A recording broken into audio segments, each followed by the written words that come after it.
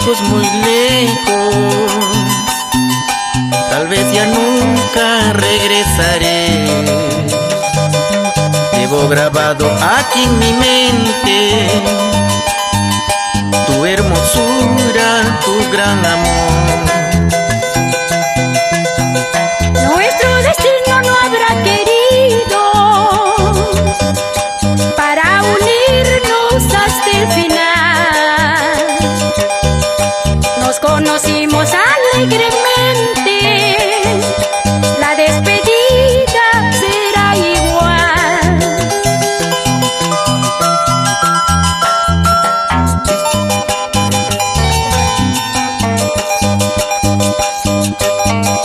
Nuestro destino no habrá sido para estar hasta el final.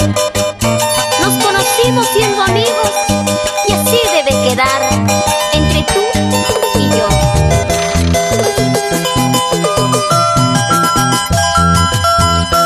Fuiste platita muy delicada, pero tus flores me perfumaban. Yo jardinero que te conozco, con tus espinas me haces correr. Y yo te lo pido, yo te lo ruego, que no divulgues nuestro cariño. Ya he escogido otro camino, será desdicha o felicidad. Fui feliz entre tus brazos, fui feliz con tu amor. Ahora yo me retiro sin reproches ni rencor.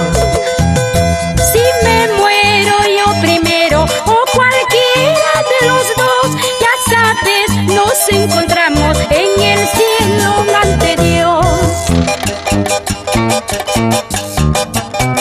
Así es el amor, cuando el amor es sincero. ¡Sí! ¡Vamos! Para los amigos del Callejón de Guaylas, Callejón de Conchucos.